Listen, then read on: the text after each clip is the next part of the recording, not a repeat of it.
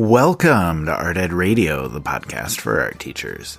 This show is produced by the Art of Education University, and I'm your host, Tim Bogans.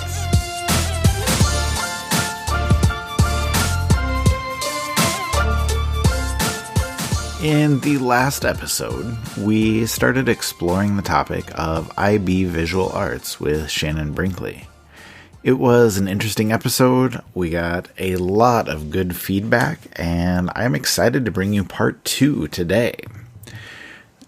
As I said last week, IB Visual Arts is something we haven't covered on the podcast, and when I started exploring the topic, I quickly learned how much there was out there, how much there was to digest. So I'm not qualified to take that on at all, so I'm very glad Shannon is here with us for last week's episode as well as this week's to kind of guide us through all of it. Now, if you haven't listened to part 1, it's probably worth your time to go back and do that before you jump into this episode. Now, last week, in part 1, we looked at IB Visual Arts from a distance, kind of a big overview of all that is involved, kind of an explainer for those of us that are unfamiliar. And then this week in part 2, we're going to dive deeper into some of the different aspects that go into IB Visual Arts and what teachers need to know to help their students through this curriculum. Now, Shannon is ready to come back and talk to us, ready to share more of her expertise and her experience, and I, for one, cannot wait to learn more. So let's bring her on now.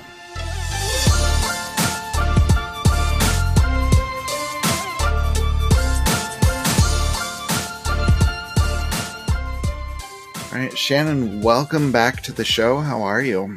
I'm doing all right. Nice to be with you again. Great. Well, we have so much more to talk about. You did a great explainer on all things IB Visual Arts in our last episode. And in this episode, part 2, I guess, we want to talk a little bit more in depth about strategies. So I guess to start with, we talked last time about the 3 assessment tasks, the comparative study, the process portfolio, and the exhibition. And I guess I'd like to have you dive into those a lot more here with this episode. So let's start with the process portfolio. Can you talk about just more in depth, like I said, what exactly that is, and I guess what teachers need to know about it? Yeah. So the process portfolio is not unlike a sketchbook or visual journal, but it does vary from that. And so it is an externally examined assessment task that's worth 40% of the student's overall IB score. But it's not 40% of the time, in that it's something that should last over the duration of the whole 2 years of the course. It's a through line. You can look at it as a unit that lasts the entire 2 years. Okay. Yeah. And, keeping a visual journal is encouraged as a part of the process portfolio. But that's not all it is. And so I kind of want to unpack that a little bit. So the visual journal is a place where students might record their discoveries while they're exploring and carrying out the artistic process. But at the end of the 2 years, when students submit their process portfolio, they'll be selecting key pages from their visual journal to digitize and include within that submission. So, for example, a student might fill 2 sketchbooks, but they're only going to submit a certain number of pages. Each one of those pages, once it's digitized, is called a screen. And so within that, students can actually retype sections from their visual journal to highlight key ideas, which can be great for a student that doesn't have great handwriting, or if they write very small. But also students can share, snippets of their work from various visual journal pages. So, we all know that sometimes students can get carried away with having to make a single page look beautiful. Right. On the Right. other hand, you have some students that, put one thing in a corner and then they flip to the next page. This kind of like mediates that, because a student might take a snapshot of a piece of a page and include that within a screen, but they might share 3 snapshots from 3 different pages and kind of tie those together through additional text. So that's something that's kind of excellent about the process portfolio here. And then they can also include other kinds of digital work. So, for example, a student that is working on a animation might be able to take screenshots of their work in process along the way. And then they can include that as a digital format. So, in some versions of, you see students printing pictures of digital images and then rephotographing that. Like, this cuts that out entirely. Students can just include digital work in that way. And another important piece is that if a student is making a lot of artwork, but they decide not to include all of their artwork in their final exhibition, anything that is not included in their exhibition can be included in the process portfolio. Okay. Yeah. So, and then sort of the last sort of important thing about the process portfolio is that students will need to experiment and develop skills using a variety of different media. So they will be exploring 2-dimensional work, 3-dimensional work, as well as digital forms or lens-based forms. Okay, very cool. Now, my next question for you, I guess, is more about your own strategies as a teacher with helping students with this, because I think this is something that teachers everywhere struggle with. How we help kids maintain, a quality sketchbook, a quality visual journal. So, I guess, what is your process for that process portfolio? Like, how do we help students understand like how and why they need to document their process on a regular basis, and what do you do to ensure that they are doing that? Well, I guess I sort of start out by sharing with my students that a visual journal is sort of like the laboratory.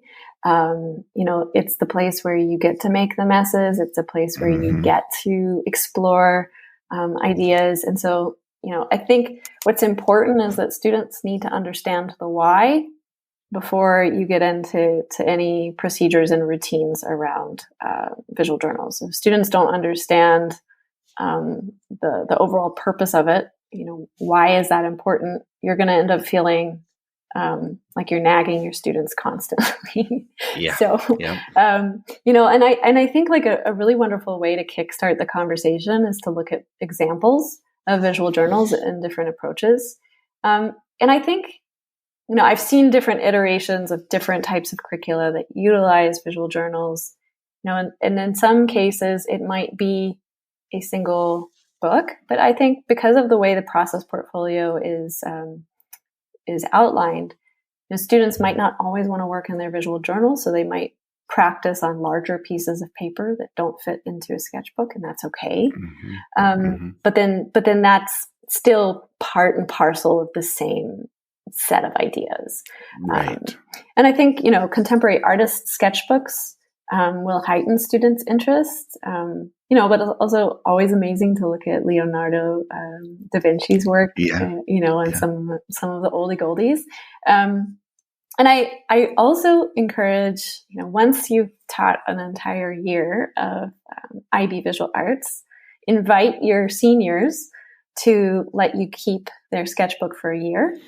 Because this is beautiful, because then students in their first year will know the work of their graduating seniors. They will have seen their exhibition, and it's a chance for them to kind of like, make those aha moments and understand how that work allowed them to get to where they were, to see the starting point and how that's documented across time.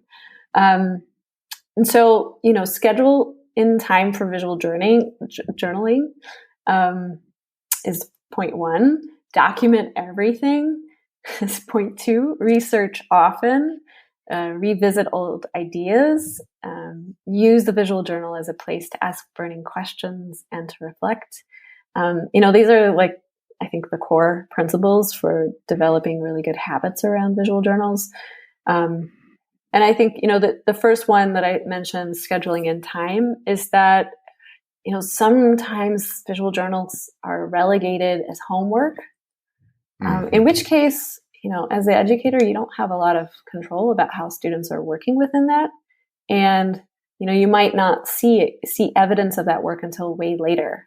You want to really encourage your students to document and record their learning process on a routine basis. So that could be the first 10 minutes of a block schedule, or it might be that you choose to dedicate a set number of minutes at the start of every week or at the end of every week for students to tackle specific processes such as reflection, or it could be art analysis.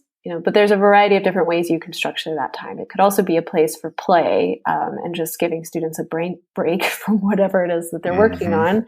But nonetheless, you're teaching students through those routines that they need to do this on a routine basis. And that those scheduled times, that's just a starting point. It shouldn't be all the time that the students spend in their visual journals, but at least you're kind of creating that space for students where if they've forgotten to document something, they can go back and kind of jot it down. So as far as documenting everything goes, at the beginning of the year, at the beginning of the first year, make sure your students know how to take quality photos. Once they know how to do that, then, kind of routinely check in with them that they are taking good photos of their work in process with really good lighting and good visibility. So because those are the images that eventually that they're probably going to use in their process portfolio. And so, work that's taken from an angle or in a dark corner of the hallway is not going to translate very well, and that's not going to help them. Right. So that's sort of one thing. And then, as students are documenting, learning how to organize what they've documented is also important. I mean, we all know, like, our phones are swimming with images. We need filing systems and folders to kind of, keep tabs on what it is we're doing. So, and just like the one other point that I'd made about researching often, the visual journal can be a place where you can look at art with your students and use visual journaling as an activity to help students create links and connections between their work and other artists' work. So I know that it's not always easy to get students to buy in at the beginning, but at the end of an IB visual arts course, students treat their sketchbooks like they are gold. I actually had a student that lost his sketchbook right before before the exhibition, and oh my goodness, that was tragic. But the point is that it becomes really special and kind of sacred, I think, to the student by the end of the 2-year process. And the good thing was that student did find his sketchbook. Okay, good. You had me worried for a minute there. So. But that's also why you want to document everything. That's true. Yeah. I'm glad we have a resolution to that, though. So that's awesome. Okay, so let's move on. Let's talk about the comparative study. And if you have time for a quick explainer for that, that would be awesome too. But I guess my question for you is, like, what does the comparative study look like in your classroom? And is there a specific process that you have students follow as they are developing that? Yeah, I have developed a process over that, so I can share that. And also, I'll just give a sort of quick recap and overview of what the comparative study is. So it's worth 20% of a student's final score. So it's, not unlike the exhibition and the process portfolio, which are valued a little bit higher. This particular part of the curriculum might not run over the entire 2 years, but you can definitely scaffold the learning opportunities that are needed so that by the time the students conduct this study, they have a better understanding of art analysis. So at the base, the comparative study wants to stretch students' observational skills and their sort of higher order thinking skills. They will pursue research and analyze artworks and make informed connections between artworks that are made by different artists from different contexts. So the outcome of the study will end up being a digital presentation, like with the process portfolio. It also needs to be visually enticing, include, subject-specific vocabulary, and kind of be able to break down specific theories. So these lines of inquiry that are utilized in the comparative study, though, can also be woven into the work that's happening within the process portfolio and the exhibition, because, as we know, artists are often a point of inspiration for work that we want to produce. And we also like to look at artists to see how they work when we're experimenting with materials or learning new techniques. I like to spend the first semester of the first year getting students to learn about and look at lots of work by different artists. And so, if students have taken Art 1 or Art 2 with me before, yes, they might know some artists that they've been introduced along the way, but I really want, in an IB Visual Arts first year course, I want students to start asking deeper questions about artists, looking, not just at technique or use of materials, but also thinking about concepts, and also starting to think about this concept of context. What does it mean to make a piece within a certain time of history? And what does it mean to make a certain type of work in a certain location? I talked in the first episode about structuring the first part of the first year with a few scaffolded projects.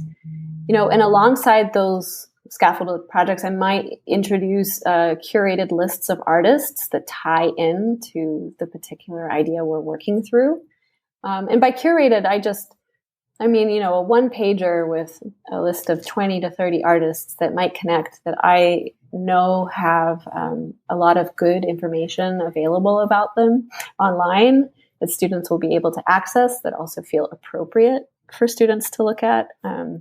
And so then I'll require students to connect to the work of at least 2 artists for their initial projects. And so I kind of get them started with those lists, but of course, and inevitably a student will come to me, I found this artist, and we'll look through the work together, and kind of talk about, the quality of the work and also the quality of the information that's available about that work. So that's kind of an important piece. Occasionally we'll come together as a class to analyze artwork together, offering students a chance to employ their subject-specific vocabulary, or for us to work on deepening critical thinking skills and questioning strategies. Once students start working more independently, I want them to discover more artists on their own terms and according to their interests. Yeah.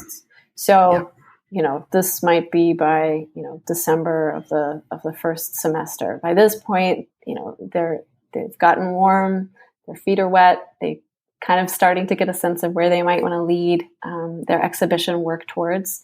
And so, there's a lot of talk about students developing a theme or selecting a theme at the start of their IB art experience.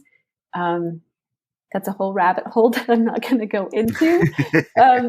But what I will say is, students might start developing work with an interest in a set of themes or a set of ideas. So one thing that I've developed, over the years, is a list of artists by themes and by different genres to help students use as a starting place.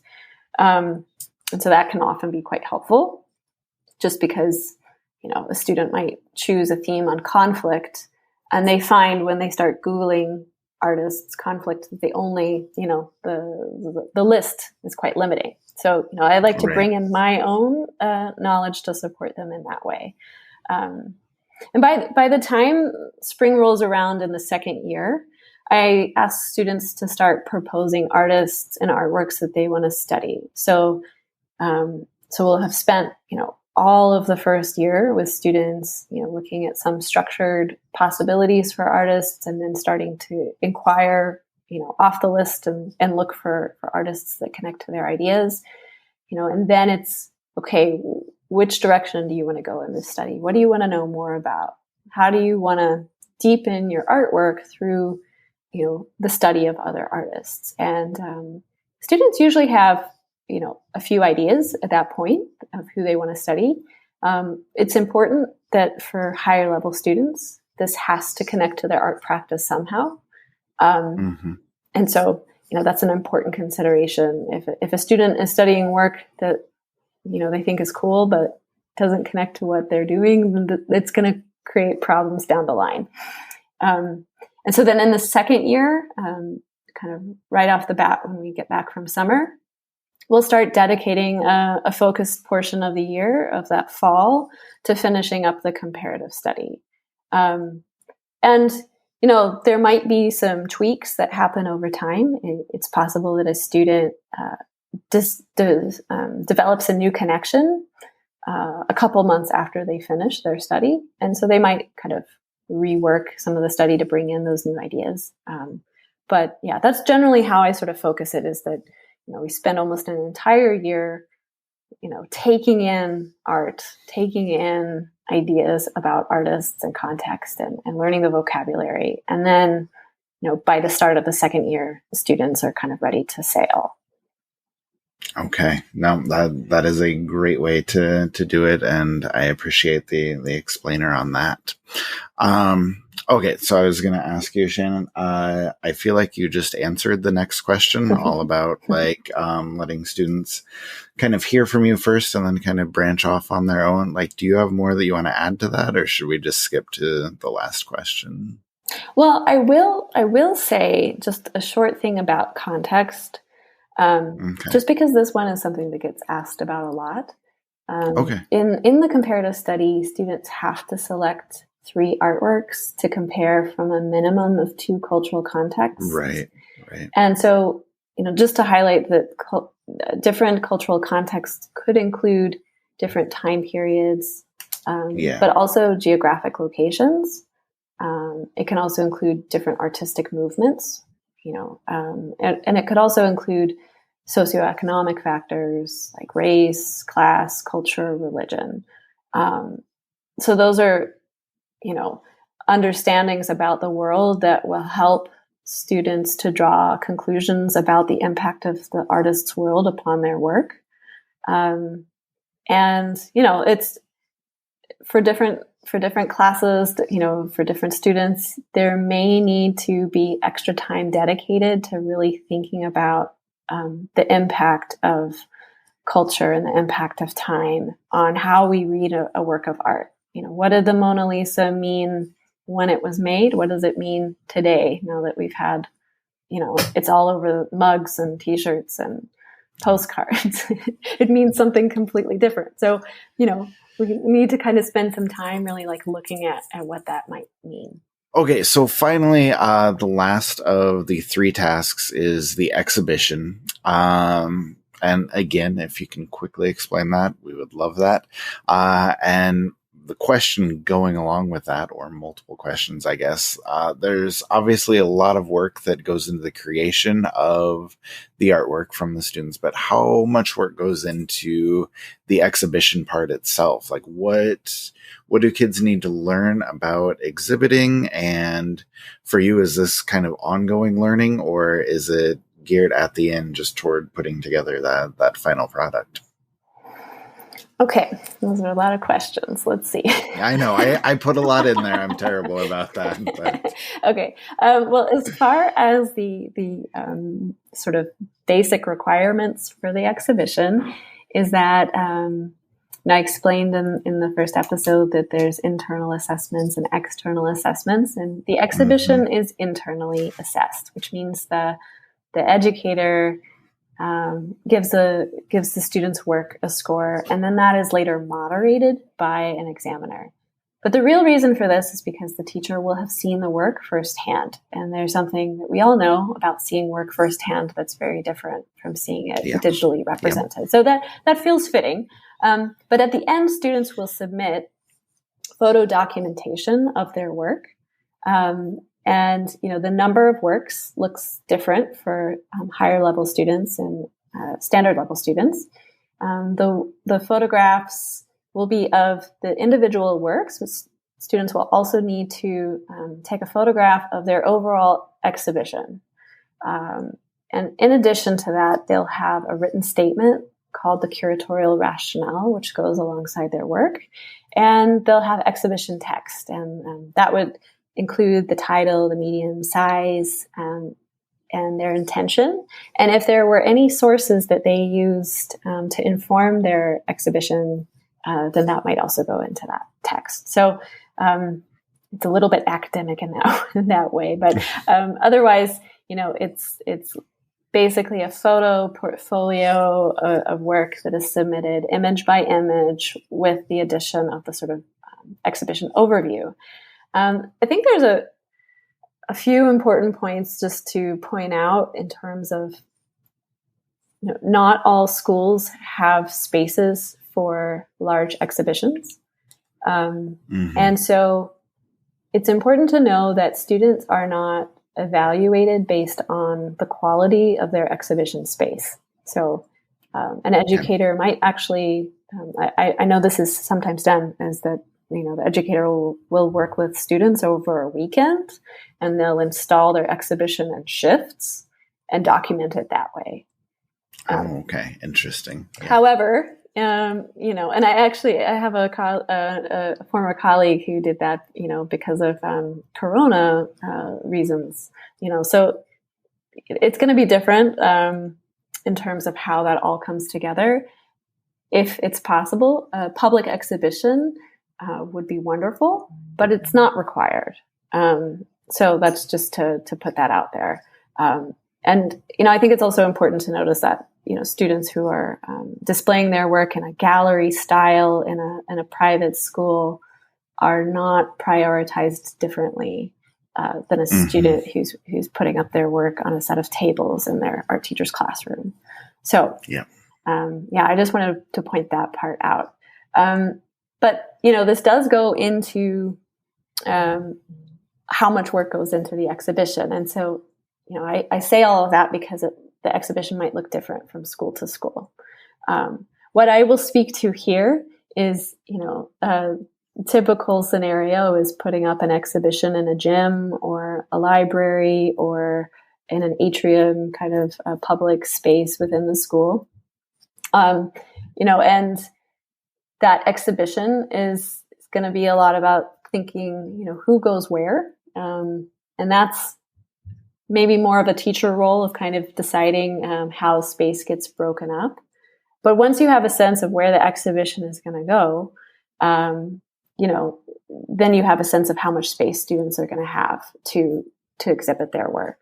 And that might inform, scale of work, and that might inform, how work is installed. And that will also obviously inform whether or not an installation will work within those kinds of spaces. So those are important to know because all of the work has to be installed in the exhibition. Right. So if a student is including an installation, that's sort of an important consideration. Is also if a student is producing video work, how is that going to be displayed? So those are like important considerations just to think about as an educator before sort of setting up students for those exhibition opportunities. As far as scaffolding learning so that students can learn more about exhibiting, there's a few strategies that I want to share. I think the first is, as much as possible, get your students out of the classroom and into art spaces. And it might not be possible on a school day. I mean, I definitely have spent many Saturdays taking students with parental permission to different galleries. Galleries are great because they're free, and they're also, also often the gallery owner or an attendant will be able to speak to the work that's there. Often the work is by a single artist, and often the show is smaller and more digestible. So I think those are great opportunities, because then you can start to talk to students about, how is this work arranged? Why is this the first piece that we see, or what is the first artwork that you notice that calls your attention? Is this arranged in a narrative? Are we supposed to read it from left to right? Just like looking at these different sort of curatorial decisions. And that's important. What is the title of the work? How does that inform the artwork? So you can kind of work through a lot of these really important facets of curation in a smaller scale exhibit. But if you don't have galleries nearby, we're also in an incredible digital age where a lot of work galleries are presenting work online in a way that's quite accessible. So curation can still also, we can talk about that through digital means. But the other strategy that I like to include is, going back to those slightly structured projects that I offer at the beginning of the first year. When students are critiquing their work at the end of a project, I like to have them curate a group show.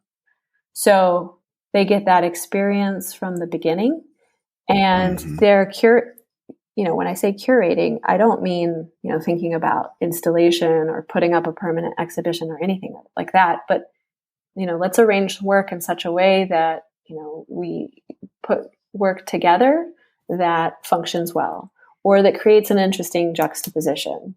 Which pieces are speaking to each other, which pieces play off of one another aesthetically, which pieces are made of similar materials or feature similar genres, or so there's a lot of different considerations that we can look at together with that. And it gives students practice, and they need that. They need the practice to kind of start making those decisions themselves. And so, that first semester and the first year is a really great time, because also when students are working within a slightly more structured basis, you will also know that students will be finishing up their work at the same time. And that makes critiquing process a little bit easier for that reason. And I have seen some educators also produce an IB art show for the first year students at the end of the first year. I will say that's a lot. Yeah, I was going to say, it's a lot. If you need more work at that, it's a lot to take on, but it depends on your course load and what's available within your school, and and that can be great practice. But I found that going through those processes with students at the beginning of the year got them to start thinking about how work is arranged and how that might inform an audience's read of work.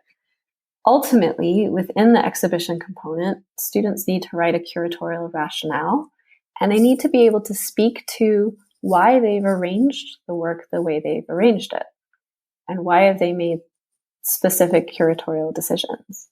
And so, going through those modes of practice is a way to kind of build students up towards that thinking.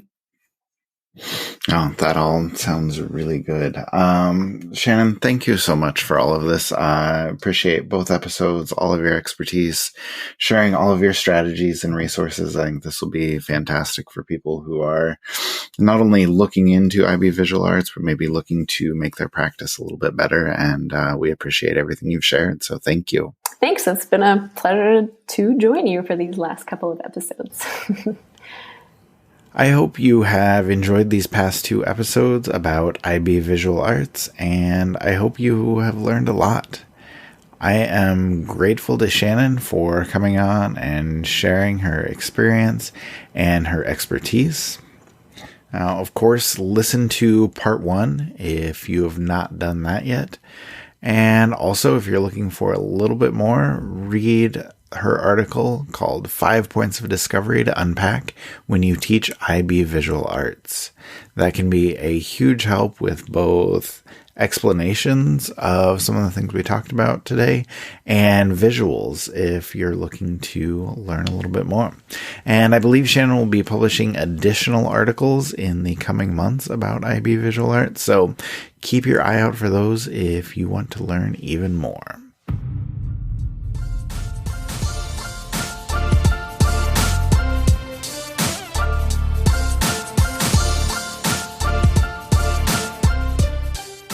Art Ed Radio is produced by the Art of Education University with audio engineering from Michael Crocker. Thank you, as always, for listening. We will talk to you next week.